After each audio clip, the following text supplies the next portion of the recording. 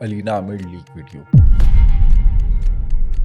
अलीना आमिर ना एक soft target था। अब रिवाज क्या है कि सोशल मीडिया पे दो ग्रुप्स चल रहे हैं बेसिकली टिकटॉक पे। एक वो उमर बट ग्रुप है, ये आपस में दोनों एक दूसरे के एंटी हैं। अलीना आमिर की ये जो वीडियो है ये एंटी टिकटॉकर्स का जो ग्रुप है उसने की है। वो आपस में मसला ही होता है ना कि एक दूजे ਨੂੰ ਢਾਣਾ है। ਢਾਣ ਦੇ ਉੱਤੇ ਕੀ ਹੁੰਦਾ ਕਿ ਜਿਹੜਾ ਭਾਰੀ ਹੈਗਾ ਉਹ ਜਿੱਤ ਜਾਏਗਾ। जहालत अरूज पे है तो थोड़ा ध्यान किया करें, थोड़ा सा ज़रा ना अपने दोस्त को फंसवाने में इन दोस्तों का बहुत हाथ है। कई टिकटॉकर्स हैं जिनकी वीडियोस आई जिन्होंने खुद बनाई और वो वायरल हुई। एक बच्ची थी वो टिकटॉक लाइव पे आई, जब एक प्राइवेट मोमेंट्स की वीडियो बनाई तो वो जो मौसूफा थी उन्होंने वो जो उसका प्राइवेट वीडियो थी ना उसको रिकॉर्ड कर लिया।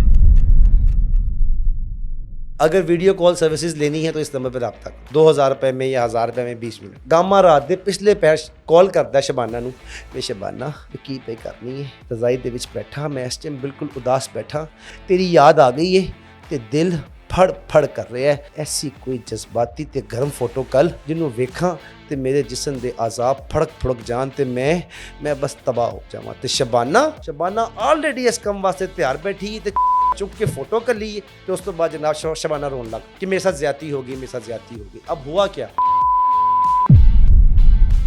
इस साइड से उमेरी लगते हैं आप। अनकरीब मैंने कहना इलाही खैर। ख़वातीनो हज़रात, आजकल एक ट्रेजेडी हुई, ताड़ी उंगलों च की लगा है। सब्सक्राइब करया करो, फॉलो करया करो।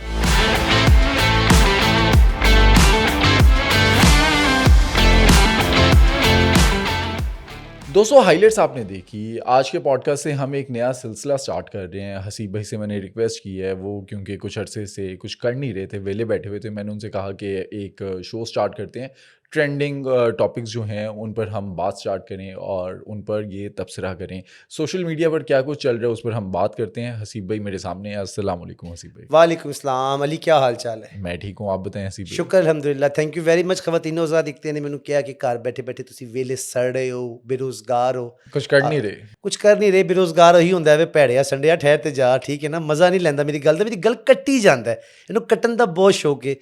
ख़वातीनो हज़रात, ये एक अच्छा बच्चा है, प्यारा बच्चा है, इसकी मेहनत बहुत है।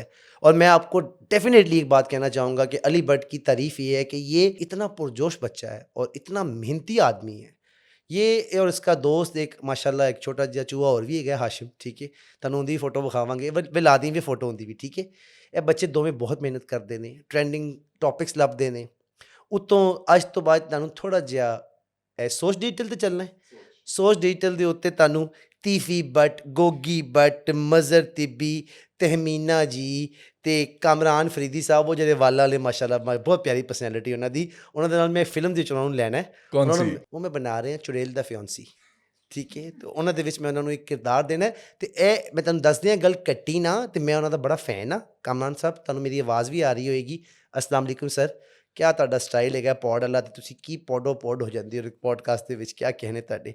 ਤੇ ਦੂਜਾ ਉਹ ਜਿਹੜੇ ਸਾਡੇ ਹੋਏਗੇ ਨੇ, ਕੀ ਨਾਂ ਹੈ ਉਹਨਾਂ ਦਾ, नहीं मुस्तफा साहब। ਨਹੀਂ ਮੁਸਤਫਾ ਸਾਹਿਬ, ਹਾਏ ਉਹਨਾਂ ਨੂੰ ਇੰਨੀਆਂ ਪੋਡਕਾਸਟਾਂ ਲੱਭ ਗਈਆਂ, माशाल्लाह। ਉਹ ਹਰ ਪੋਡਕਾਸਟ 'ਤੇ ਜਾ ਕੇ ਕੁੜਕ 'ਤੇ ਬਹਿ ਜਾਂਦੇ ਨੇ। ਠੀਕ ਹੈ ਨਾ। डॉलर्स ख़वातीनो हज़रात, डॉलर्स की गल हैगी, होर की नहीं माशाल्लाह उनके पास काफ़ी नॉलेज है, लोग जानना चाहते हैं। उनके पास तो बहुत नॉलेज है और आपने भी उनका नॉलेज बहुत निचोड़ा है माशाल्लाह, और इसमें कोई शक नहीं है। असल में मेरे जो दोस्त हैं, मेरे बड़े भाई डॉक्टर साहब का जिक्र हमेशा अच्छे अंदाज में ही आता है। डॉक्टर उमर आदिल, हाँ, वो मेरे जो अब भाई। आपके साथ शो नहीं करते। ख़वातीनो हज़रात ਵੇਖਿਆ ਸੋਸ਼ਲ ਮੀਡੀਆ ਦੀ ਸਨਸਨੀ, ਕੋਈ ਇਹੋ ਜਿਹੀ ਗੱਲ ਕਰਦੀ ਹੈ ਕਿ ਡਾਕਟਰ ਸਾਹਿਬ ਤੇ ਹਸੀਬ ਖਾਨ ਲੜ ਪੈਣਗੇ, ਅਸੀਂ ਨਹੀਂ ਲੜਨਾ ਵੇ ਭੈੜਿਆ। खैर ਅੱਜ टॉपिक पे आइए ਹੁਣ वापस, काफ़ी हो गई बिल्कुल ठीक छेड़छाड़। है। हम बात स्टार्ट करते हैं आज का टॉपिक। अब सीरियस बातें करते हैं। ये बड़ी अफसोसनाक एक चीज़ हमारे सामने से गुजरी। सोशल मीडिया पे यूट्यूब पर आप जाएं और वहाँ पर ट्रेंडिंग में आ रहा है अलीना आमिर लीक वीडियो। वो अलीना आमिर की वीडियो नहीं है, अलीना आमिर का बयान भी आ गया है। वो कहती है कि सोशल मीडिया पे किसी ने AI video, deep fake video, जो माजी में हमने देखा डकी भाई की जो बेगम अहलिया हैं उनकी वीडियो भी इस तरह से सोशल मीडिया पर आई थी। अब यही कुछ अलीना आमिर के साथ हुआ। वो रिक्वेस्ट भी कर रही हैं हमारे इदारों से, वज़ीर आला मरियम नवाज साहिबा से, ये जो deep fake video, AI video, इस तरह की जो लीक वीडियोस, नाजेबा वीडियोस बनती हैं, पीछे कौन होता है, मकसद क्या होता है? पहली बात तो अली, इसमें जो थोड़ी सी हमने चीज़ें देखी हैं कि अलीना आमिर का बैकग्राउंड देखें। वो लड़की एकदम टिकटॉक पे आती है और बहुत कम टाइम पे बहुत ज़्यादा तरक्की मिल जाती है उसको। वो क्लिप पॉपुलैरिटी वायरल मिल, हुआ एक सनसनाहट थनथनाहट, उसके ऊपर सब ने ही क्लिप बनाए हैं। लेकिन तनकीद डॉक्टर भी की कुछ लोगों ने। डॉक्टर साहब ने, एक हमारे दोस्त हैं डॉक्टर अफान डॉक्टर साहब, अफान उन्होंने कैसर बहुत साहब। तनकीद की, टारगेट कर लिया। उससे डॉक्टर साहब को भी हाइप मिली। डॉक्टर साहब को भी ऑब्वियसली लोग जानते थे। डॉक्टर साहब ने एक तो तरबूज फरोशी की थी बहुत अच्छी, ठीक है। उसके बाद डॉक्टर साहब ने अलीना आमिर के ऊपर तनकीद का ज़रा एक लंबा सिलसिला जारी रखा। अब जिस आपकी बारी है। डॉक्टर साहब मेरे पे तनकीद करो तो सही ज़रा एक बारी, फिर मज़ा मेरे आ पे जाए। नहीं करेंगे, मेरे भाई हैं, दोस्त हैं। वो मेरे भी भाई हैं, मैं उनको, अच्छा पर्सनली बात ये है कि मैं डॉक्टर साहब को बहुत पसंद करता हूँ, डॉक्टर अफान को। अच्छा, नेचर वाइज बहुत अच्छे हैं वो वो। नेचर वाइज बहुत अच्छे हैं, और दूसरा उनको भी कंटेंट बेचना आता है, ठीक है ना। देखिए ऑडियंस की रम्स पकड़नी होती है। डॉक्टर साहब की फील्ड बिल्कुल कुछ और है, लेकिन वो सोशल मीडिया पे आके बाकी सब इन्फ्लुएंसर्स को काट गए।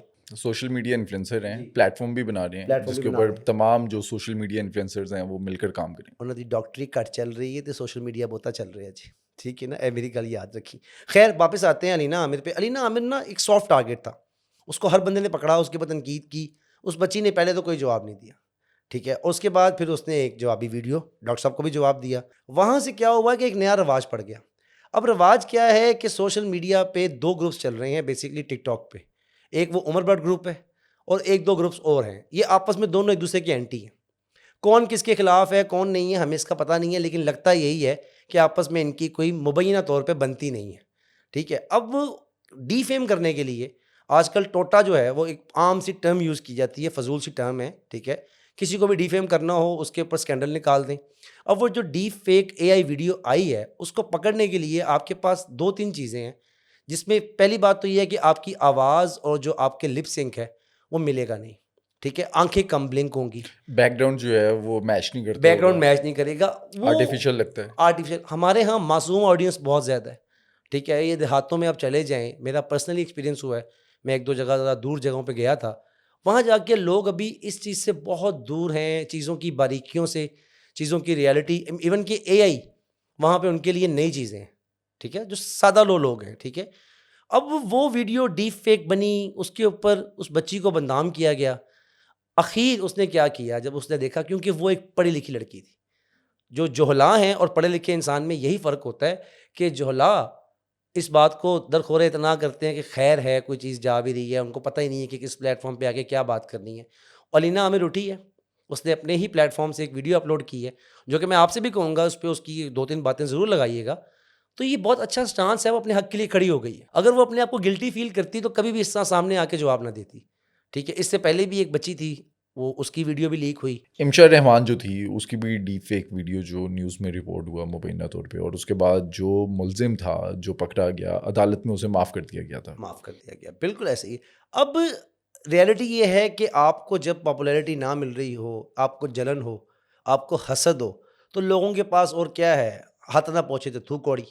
जिसके पास उसको फ़ेम नहीं। अब टिकटॉक के ऊपर हर बंदे को व्यूज़ नहीं आ रहे। अच्छा, आपको लगता है कि अलीना आमिर की ये जो डीप फेक वीडियो है, ये एंटी टिकटॉकर्स का जो ग्रुप है उसने की है? मुबैना तौर पे कहा जाता है, मैं इसके ऊपर कन्फर्म नहीं हूँ, लेकिन जो दिखाई देता है ना, उसके हासदीन बहुत ज़्यादा हैं। उमर बट के बहुत ज़्यादा हासदीन हैं, ठीक है। इवन कि आपने देखा होगा इन दोनों की लड़ाई हुई थी, उमर बट की और जो ये मान डोगर ग्रुप है, रजब बट वाला। वो मान डोगर अपने साथ असला लेके उसके घर बिल्कुल। चला गया, ठीक है। एफआईआर भी हुई थी, एफआईआर भी हुई, 506 का पर्चा हुआ था। पता नहीं अब वो उसका क्या बना क्या नहीं बना। तो बात ये है कि बदमाशी सिंड्रोम को एक्सपोज़ किया, ठीक है। उसने आगे से एक्शन ले लिया। उमर बट ने इसके ऊपर एफआईआर भी करवाई, जो वो कर सकता था। वो आपस में मसला ये होता है ना कि एक दूजे ਨੂੰ ਢਾਣਾ है, ਢਾਣ ਦੇ ਉੱਤੇ ਕੀ ਹੁੰਦਾ कि ਜਿਹੜਾ ਭਾਰੀ ਹੈਗਾ ਉਹ ਜਿੱਤ जाएगा। अच्छा, आप टिकटॉक को काफ़ी डीपली देखते हैं आपने। आजकल तो बहुत ज़्यादा। मैंने कुछ क्लिप्स देखे। अब ये जो मान डोगर, रजब भट्ट, सामिया हिजाब, अलीना आमिर या उमर भट्ट टिकटॉक पे बैठ के जो लाइव पे बैठ के बातें करते हैं, वो फजूल नहीं होती बहुत ही ज़्यादा? लोग सुन रहे हैं भाई, जो बिक रहा है वो बेच रहे हैं। अलीना को मैंने ऐसे देखा नहीं है टिकटॉक पे लाइव आते हुए। बहुत रेगुलर आती हैं। रेगुलर आती हैं। अच्छा, वो मैं उसका, क्योंकि चैनल शायद मैंने सब्सक्राइब नहीं किया हुआ, अब मैं डेफिनेटली करूँगा। लेकिन जो बाकी दोस्त हैं वो तो बहुत ही बिलो द बेल्ट है। रजब भट्ट भी कुछ हद तक ठीक है। रजब भट्ट इतनी मतलब टिकटॉक पे फजूल गुफ्तगू नहीं करता। वो जब वो उसने, आपने फिर देखी नहीं है, मैंने देखी है। नहीं, वो जब उसने कोई शहद वाली बोतल पी हो तो उसका मुझे पता नहीं होता। वो बाकी चीज़ों में आम लाइफ पे रजब भट्ट, उसके अंदर ना सिर्फ एक वही बात है, उसको अपने आप को ना बड़ा दिखाने की आदत है, और आवाम देखती भी है उसको। तो उसकी कुछ उसकी पर्सनैलिटी भी अच्छी है। स्टार्टिंग का रजब भट्ट और आज के रजब भट्ट में ज़मीन आसमान का फ़र्क है। उसने ग्रो किया है, बहरहाल उसने ग्रो किया है। डकी वगैरह ने इतना ग्रो नहीं किया। डकी आज भी वही सादगी में फिरता है, वही अपनी वो एक खुली सी टी शर्ट पहन के, लूज सी जैकेट पहन के वो फिरता रहता है। रजब भट्ट की पर्सनैलिटी मासूमियत देखिए, है मासूमियत डकी है। में। रजब भट्ट ज़रा टेंडर्स में रहता है, ज़रा अपने आप को अच्छा वेल मैनेज करता है, अच्छे ब्रांड्स पहनता है, उसको शौक है चीज़ों का।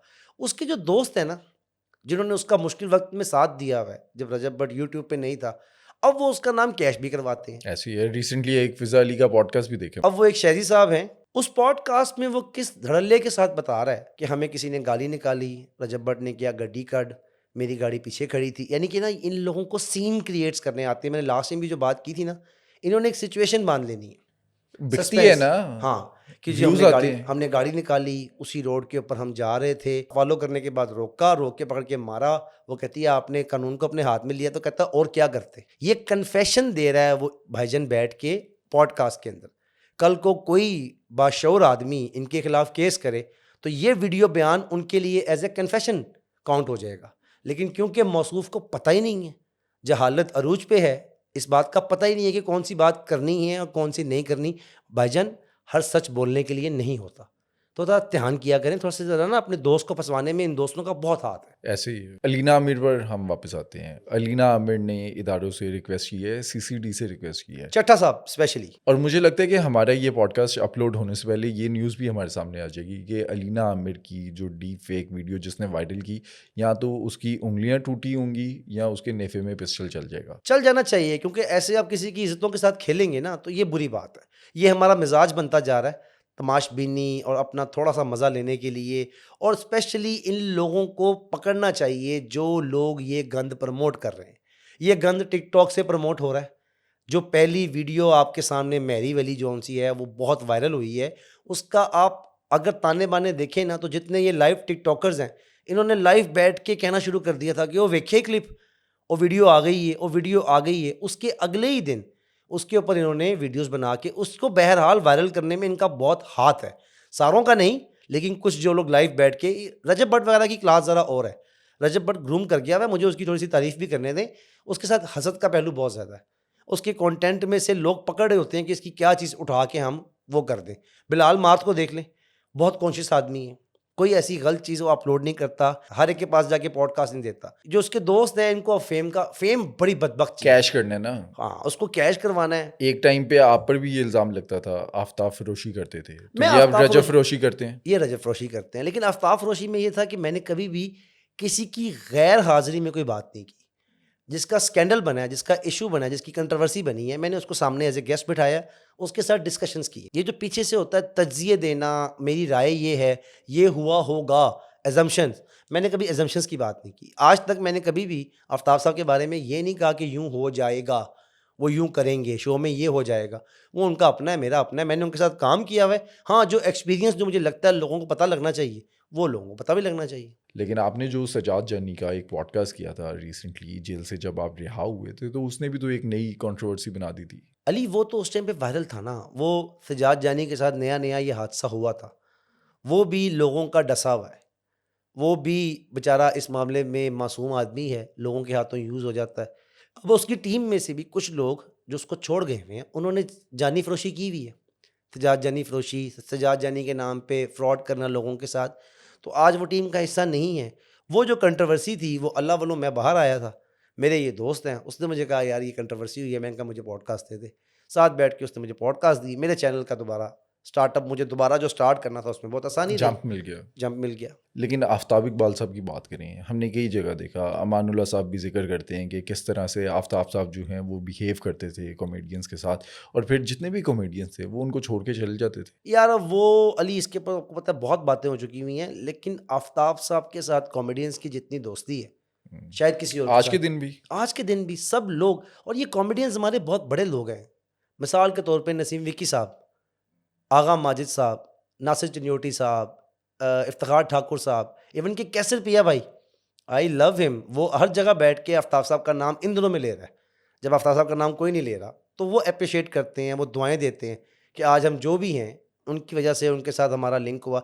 विकी भाई के साथ मेरा अभी लास्ट टाइम एक मैंने पॉडकास्ट अपलोड की, उसमें थोड़ा सा वो नाला हुए किसी चीज़ के ऊपर, बब्बू राणे के साथ जो मैंने बात की। किस बात पर? वो शायद बब्बू राणे ने कोई जो अपने ग्रजेस थे वो बैठ के डिस्कस किए, और मैं वहाँ पे नसीम विकी भाई की साइड नहीं ले सका। हालांकि मैंने स्टार्टिंग पे बहुत पुशअप किया, लेकिन वो कहीं मेरा लगता है लूप होल्स रह गए, मेरी तैयारी ऐसा नहीं थी। पिछले 15 साल में जो ड्रामे 20 साल में बने हैं, नसीम विकी साहब ने बहुत ज़्यादा कंट्रीब्यूशन दिया है स्टेज के थिएटर्स के ऊपर। टीवी के ऊपर उन्होंने जो काम किया वो हर एक को पता है, कपिल शर्मा शो और दीगर शोज़ स्टार्ट उन्होंने किए थे, ठीक है ना, अपने ये इस फॉर्मेट के अंदर। आफ्ताब साहब के बाद उन्हीं का नाम आता है, ठीक है। लेकिन वो इस चीज़ से पीछे हट गए क्योंकि उनके पास टाइम ही नहीं था। थिएटर में वो ऑलरेडी बहुत ज़्यादा ऑक्यूपाइड थे। अगर आप उनकी हिस्ट्री देखें तो नासिर चंद्योटी साहब को बहुत सपोर्ट किया हुआ है। उमर शरीफ के साथ पहला ड्रामा नसीम विकी साहब ने खुलवाया था। इफ्तिखार ठाकुर साहब का वो जो शोरा आफाक उनकी जुगत है, जो उनकी कंटिन्यूटी थी, झूठ बोलता है, ठीक है। अब वो कहाँ से आई थी? 2 बंदों का मिलके आपस में कोऑर्डिनेशन हुआ और नसीम विकी साहब के बारे में तमाम आर्टिस्ट, ये आज मैं उनकी अच्छाई मुझे खुल के मुझे कह लेने दीजिएगा, नसीम विकी साहब ने ना खुद ड्रामा किया है बल्कि साथ-साथ लोगों को ऑन सेट प्रॉम्प्ट भी किया है। आप कुछ ड्रामास देखेंगे ना तो नसीम विकी साहब की आवाज़ आ रही है, वो कॉमेडियन को बता रहे हैं कि मुझे ये कह दे, डायरेक्शन दी है। मुझे ये कह दे, मुझे ये कह दे, ताकि लाफ्टर बन जाएगा। उनको पता होता है कि किसको मैंने कहाँ एंटर करना है, कहाँ पे क्लैप आएगी, और उस आर्टिस्ट को वो समझाते हैं कि परिया मेला छड़ दें, जो क्लैप आ जाए, थंडर क्लैप निकल जाए, तेरी एग्जिट, तेरा उस टाइम ते एग्जिट बनता है। ये बड़ी बारीक बातें हैं जो उनकी बात नहीं मानते थे। वो खुद ब खुद ही बाद में आके विकी साहब के पैर पकड़े कि आप सही कह रहे थे, हमसे गलती हुई, हमें उस टाइम पे थिएटर से आउट हो जाना चाहिए था। अपनी जो एंट्री होती है ना, उसकी बात कर रहा हूँ कि आपको एंट्री मिली है जहाँ आपको बूस्टअप मिला है। वो कहते थे बूस्टअप के ऊपर जहाँ पे लाफ्टर एंड पे गया हुआ है ना, जहाँ पे स्पाइक पूरा है, उस टाइम पे आप एग्जिट करें ताकि अगले बंदे को उसी थंडर क्लैप के अंदर अपनी एंट्री का मौका मिले, उसको भी मिल जाएगी रिसेप्शन, साथ आपका भी एक अच्छा एग्जिट हो जाएगा। तो नसीम विकी साहब बहुत टेक्निकल आदमी है। फिर आज के इस दौर में जहाँ वल्गैरिटी की जंग चल रही है, जहाँ अज़मा बुखारी साहिबा ने बहुत सख्त नोटिस लिए, थिएटर्स में गई, छापे मारे, ठीक है, छापे के ऊपर वो लोग एतराज़ करते हैं। वो जब अपना सरप्राइज़ विज़िट्स किए, उसके बाद काफ़ी हद तक चीज़ें कंट्रोल्ड हो गई हुई। लेकिन मुझे लगता है कि अभी भी जो वाहियात गाने हैं, जो डांस हैं, वो हो रहे होंगे। अली 1-2 कंट्रोल हो गए। थिएटर जो हैं, उसमें तो कंट्रोल हो गए होंगे, हुँ। लेकिन बाकी जितने भी हैं, वहाँ पर यही सब कुछ चलता है। सर दाग बेल तो डल गई ना। अब हर काम आपने बर्बाद करने के ऊपर इतना टाइम लगाया है, उसको समेटने में टाइम लगेगा, मार्जिन दें। ये नहीं है कि आज आपने फैसला किया और कल आपका काम हो जाएगा। काफ़ी हद तक कंट्रोल्ड है थिएटर अब। मैंने 2-3 थिएटर्स बाकायदा खुद जाके देखे हैं। कदरे कम वल्गैरिटी, और क्योंकि अब थिएटर है, वहाँ पे लाइव काम है, वहाँ पे एक हद से ज़्यादा कंट्रोल नहीं होता। हमारे आर्टिस्ट बहुत मेहनत कर रहे हैं। अब लोग झुकते सुनने जाते हैं या डांस देखने? मिजाज है, डिपेंड करता है। जिसने 200 की टिकट ली हुई है, जो सारा दिन रेडी बान है, जो सारा दिन अपनी थकावट फ्रस्ट्रेशन निकालना चाहता है, वो जो सुनने तो नहीं गया। वो थिएटर के ऊपर जिस्म भड़कता हुआ देखना चाहता है, गानों के ऊपर डांस देखना चाहता है, वो आपने बैन कर दिया। एडल्ट जो एंटरटेनमेंट है, इंफोटेनमेंट है, वो बंद कर दी, ठीक है ना। अब उसके लिए क्या था, वो बात पुरानी बात आ जाती है। वो जो हीरा मंडी कल्चर था, वो बंद हुआ ज़ियाउल हक दौर के अंदर। फिर वही जो मंडी थी वो उठ के पूरे शहर के अंदर फैल गई। अब जगह जगह पे वो लोग आ गए हुए हैं। अब खैर बहुत कंट्रोल चीज़ें चल रही हैं। अब मुआशरा एकदम तो कंट्रोल नहीं कर सकते, इसको टाइम लगेगा। यहाँ तो हम बात कर रहे हैं ना कि डीप फेक एआई वीडियो हो गई, जो एंटी ग्रुप है उन्होंने मुबैना तौर पे वो वीडियो बना के सोशल मीडिया पर वायरल कर दी, जो अलीना आमिर की हम बात कर रहे हैं। लेकिन हमने 1.5 साल पहले देखा कई टिकटॉकर्स हैं जिनकी वीडियोस आई, जिन्होंने खुद बनाई और वो वायरल हुई। अब वो किसी ने हैक करके, किसी ने चोरी करके, किसी ने दूसरे फ़ोन में ट्रांसफ़र करके लीक कर दी है, उन्होंने अपनी मर्ज़ी से की। इस पर डिबेट की जा सकती है, लेकिन वीडियो ओरिजिनल थी। वीडियो में वो लोग थे, उनकी मर्ज़ी से वीडियो बन रही थी, छुपकर वीडियो नहीं बनी हुई। आप जानते होंगे किम कार्दाशियन को, ठीक है। वो इतनी ज़ुबान ज़्यादा आम नहीं थी, वायरल नहीं थी 2007 से पहले। 2007 से पहले। उसके बाद उसने अपनी एक वीडियो लीक की, और वो फिर देख लें तरक्की की बुलंदियों पे, जिसको आप लोग तरक्की कहते हैं, ठीक है, वो उसको मिल गया। तो उसके नाम से मंसूब कर दी गई ये टर्म कि ये किम कार्दाशियन फार्मूला है। उसमें हमारी इंडियन एक्ट्रेसेस बहुत ज़्यादा हैं। राखी सावंत को देख लें, राखी उर्फी सावंत, जावेद, उर्फी जावेद, बिल्कुल। और उसके बाद वो पूनम, वो पूनम तो पांडे। पूनम पांडे, वो बाकायदा लाइव आती है इस काम के लिए, ठीक है। तो मसला यही है ना कि जिस काम को लोग देखना चाहते हैं और जिसको अपना जिस्म दिखाने में कोई मसला नहीं है, और उसको वहाँ से कमाई भी आती है, और आपका कोई ऐसा रूल ऑफ लॉ भी नहीं है कि आप उसको पकड़ लें इस बात लेकिन की। पाकिस्तान में है ना। पाकिस्तान में है, मैं इंडिया की बात कर रहा हूँ, मैं इंडिया की बात कर रहा हूँ ना। इंडिया में तो ये लोग कर रहे हैं, और वहाँ पे भी वहाँ बैठ के नहीं कर रहे। ये लोग वहाँ से निकल के दुबई आ जाते हैं, कहीं और निकल जाते हैं, वहाँ पे ये काम किया। गंद फैलाना है ना, गंद फैलाने के लिए जहाँ मर्जी निकल जाए। अब वो जो उर्फी जावेद है, जिस किस्म के वो कपड़े पहनती है, वो आप फैशन में भी नहीं आते। वो अजीब अपने जिस्म का मजाक उड़ाती है। सम टाइम टेप्स लगा के आ जाती है। आपको पता है वो टेप कल्चर भी एक पूरा एक फैशन वॉक होती है, जिसके अंदर बॉडी के प्राइवेट पार्ट्स के अंदर सिर्फ टेप से उनको छुपाया जाता है, बाकी पूरा जिस्म नेकेड होता है और इसके ऊपर बाकायदा एक कैट वॉक होती है। ये एक 2-2.5 घंटे की वॉक होती है। उसके अंदर से शो स्टॉपर निकलता है, उसके अंदर से मॉडल ऑफ द वीक निकलती है। तो हर एक का अपना कल्चर है। इस गंद में जितना घुसेंगे उतनी इन्फॉर्मेशन ज़्यादा है। लेकिन अब जो पाकिस्तान के अंदर कुछ टिकटॉकर्स हैं जो खुद की वीडियोस मुबैना तौर पे लीक करवा देते हैं, वो फिर इसी कल्चर को फॉलो कर रहे हैं। अच्छा, टिकटॉक से मुतल्लिक ना एक वाकया मैं आपके साथ शेयर करना चाहूँगा, अभी बैठे-बैठे मेरे ज़हन में आया। मेरा एफआईए का टाइम सब लोग जानते हैं, मैं एक केसेस की वजह से 100 दिन आपकी भी जेल की कहानी। चेक की कहानी, हाँ, ऑब्वियसली आप ही के प्लेटफॉर्म से हमने वो इंटरव्यू किया था। तो उसमें जो मेरा रिमांड था एफआईए का, उसमें हवालात में आपको लोग मिलते हैं ना, फिर वहाँ पर टाइम पास करने के लिए और तो कुछ होता नहीं। आप सबसे पूछते हैं कि आपकी क्या कहानी है, आपकी क्या कहानी है। एक छोटे से शहर, बल्कि के कस्बे, मैं नाम नहीं लेता उस शहर का, उस वहाँ पे एक बच्ची थी, वो टिकटॉक लाइव पे आई। उसने अपना टिकटॉक लाइव का अकाउंट बनाया। उस लाइव अकाउंट के अंदर उसको सिर्फ 5 से 6 लोग डेली देखा करते थे। सम टाइम 2 भी होते थे। सम टाइम वो अकेली बैठी भी रहती थी 2-2 3-3 घंटे। इसी तरह करते एक मासूम सा आदमी जो कि हमेशा एक खूबसूरती को ढूंढता रहता था कि उसको एक पार्टनर चाहिए जो उसके साथ वीडियो कॉल पे बात कर लिया करे। उसकी लाइव पे जाके जहाँ 2-3 व्यूअर्स मुश्किल से हुआ करते थे, ये उसका एक परमानेंट व्यूअर बनना शुरू हो गया। डेली आता था, कभी उसको शेयर मारता था। अब वो शेयर खरीदने के लिए आपको 30,000 रुपये स्पेंड करने पड़ते हैं। उसको जिसको मिलेगा आधे पैसे टिकटॉक को जाएँगे, आधे उसको जाएँगे। 3-4 दिन, 5 दिन मुस्तकिल सेंडिंग करता रहा। कभी ये मार दिया, कभी वो, इनकी ना डिफरेंट चीज़ें होती हैं गिफ्ट्स की। उसके बाद उसने राब्ता किया कि मैं वहाँ पे जो इतनी तुम्हें सेंडिंग करता हूँ, तो तुम्हें पैसे आधे मिलते हैं। तुम मुझे अपना नंबर शेयर करो, मैं तुम्हें डायरेक्ट वहाँ पे पैसे ट्रांसफ़र कर दिया करूँगा। उसने कहा ये तो बहुत अच्छी बात है, मुर्गा खुद फँस गया। जनाब मौसूफ़ा ने अपना नंबर उसके साथ शेयर किया। अब वो टिकटॉक से निकल के प्राइवेट वीडियो टाइम जो उसको डेली वो दिया करते थे कॉल्स के ऊपर, एक दूसरे को देखा करते थे, एक दूसरे के तारीफ़ें किया करते थे एक दूसरे की, you know what I mean to say, ठीक है? मैं इतना ओपन शायद बात नहीं कर पा रहा। उसके बाद क्या हुआ कि उस बच्चे ने जब एक प्राइवेट मोमेंट्स की वीडियो बनाई, दोनों उसका उसका मज़ा लिया करते थे, तो वो जो मौसूफ़ा थी, उन्होंने वो जो उसका प्राइवेट वीडियो थी ना, उसको रिकॉर्ड कर लिया, स्क्रीन रिकॉर्डिंग कर ली, अच्छा। ठीक है? स्क्रीन रिकॉर्डिंग करके उसके साथ शेयर की। जिसके साथ शेयर की और शेयर करने के बाद आपस में एक-दूसरे की तारीफ़ें हो रही हैं कि तुमने यूँ किया, तुमने यूँ किया, हमने इसको यूँ एन्जॉय किया, बड़ा अच्छा पार्टनर हैं हम, आप मुझे पैसे भेजते हैं, शुक्रिया। कोई 3-4 दिन, 5 दिन गुज़र गए। उसके बाद उस मौसूफ़ा ने उसे कहा कि आपके पास वो वीडियो पड़ी है? जो मैंने आपको भेजी थी, वो मेरे पास से डिलीट हो गई है। अब वो जनाब अपने जज़्बात पे काबू ना रखते हुए उसने कहा, हाँ, हाँ, पड़ी है, मैं क्यों नहीं। उसने कहा था शेयर तो करें। उसने उसके साथ वो वीडियो शेयर की।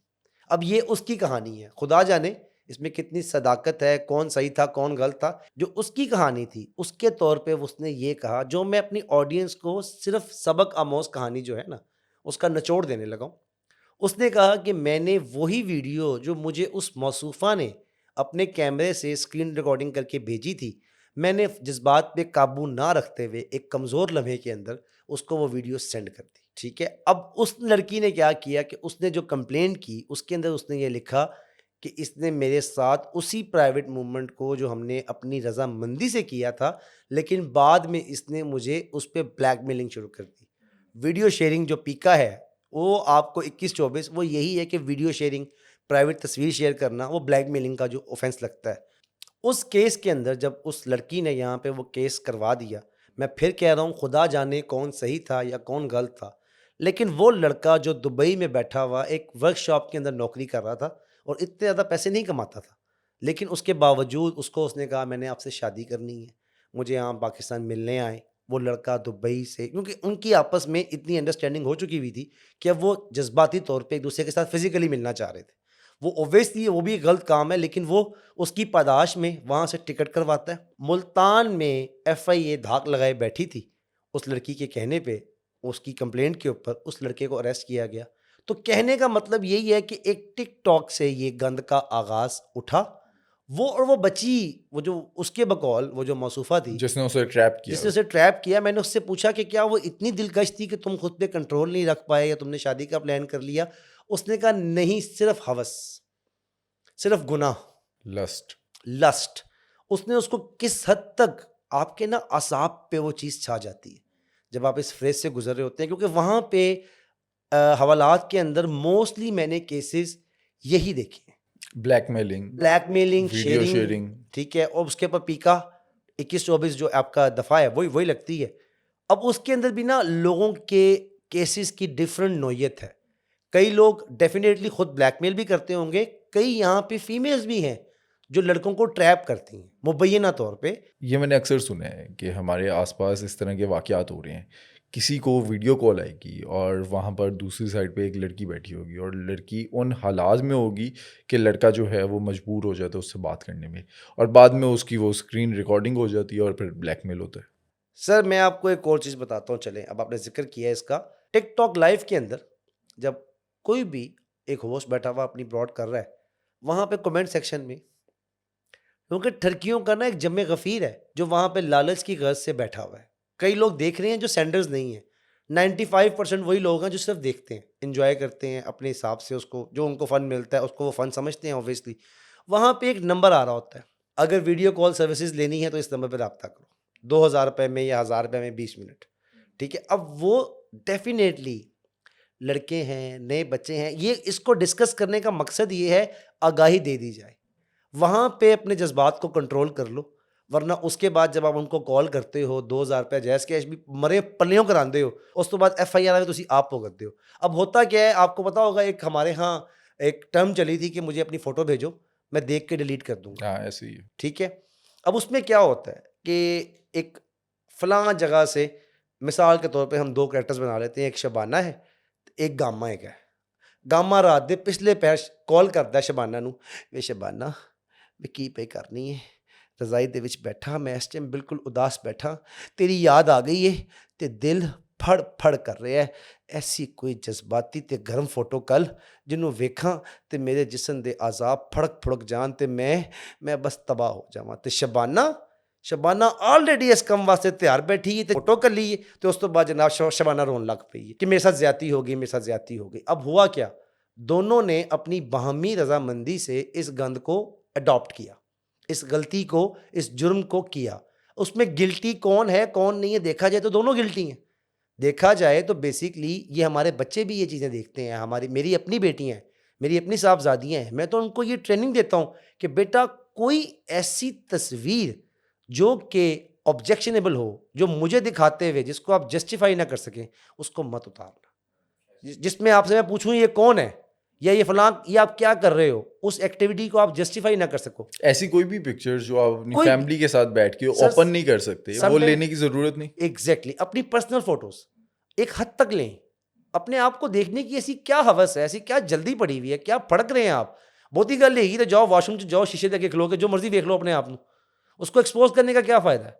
अब आपके यहाँ टेक्नोलॉजी का जितना वर्स्ट इस्तेमाल किया जा रहा है, पुराने मोबाइल्स जो हम लोग बेच देते हैं उनमें से हर चीज़ रिकवरेबल है, सॉफ्टवेयर्स आ गए हैं, अब तो ये बातें आम हैं। अच्छा, लेकिन एआई ने भी बेड़ा गर्क कर दिया है। आपकी पिक्चर है, आपकी पिक्चर को जो मर्ज़ी हम करवा लें एआई से, हो जी जाएगा। आपको याद है आपने जब पॉडकास्ट किया मेरे जी जी साथ, जी तो जी उसमें आपकी पिक्चर मैंने एआई से जनरेट की, हथकड़ी आपको लगी हुई है। बिल्कुल वो ऐसे ही। ओरिजिनल पिक्चर तो नहीं है? ओरिजिनल पिक्चर तो नहीं जेल है। में बैठे हुए हैं, हथकड़ी आपको लगी हुई है, अब ये एआई से बनी आपने है। आपने उसका पॉजिटिव इस्तेमाल किया, वो आपने एक, मुझे लगता है विजुअलाइज़ किया ना मैंने, स्टोरी टेलिंग की। वो इमोशंस आपने मेरे ऐड कर दिए। वो जो मेरा एक शॉट आपने लगाया था, मैं जेल के अंदर जो बैठा हुआ था, हालाँकि हवालात वैसी तो नहीं होती, ठीक है? लेकिन एआई ने उसको अपने आप से समझ के, अब मिसाल के तौर पे वो जो एक मेरा डिप्रेशन का टाइम था, यू वोंट बिलीव दैट कि after watching my own podcast, I was crying at my home. वो एक इम्पैक्ट क्रिएट था, वो उसका एक असर हुआ, ठीक है? उसके बाद दीगर दोस्तों ने मेरी पॉडकास्ट रिकॉर्ड्स की और वही शॉट्स मन्नो-अन वही शॉट्स उठा के दोबारा कॉपी पेस्ट कर दिए, लेकिन आपने टेक्नोलॉजी का एक पॉजिटिव इस्तेमाल किया। अब तो ऐसे-ऐसे टूल्स आ गए हैं कि मैंने फ़र्ज़ करें आपको बिना शर्ट के दिखाना है, जो कि मैं नहीं दिखाना चाहता, मेरा भी दिल ख़राब होगा और देखने वालों का भी, लेकिन एआई से पॉसिबल है। सुन लिया जी, अद्धा पंड हो गया मेरे नाल बह के। अच्छा जी, अगे और भंडगिरी करो। ख़वातीनो हज़रात, भंडगिरी बेसिकली कैफ़ियत है।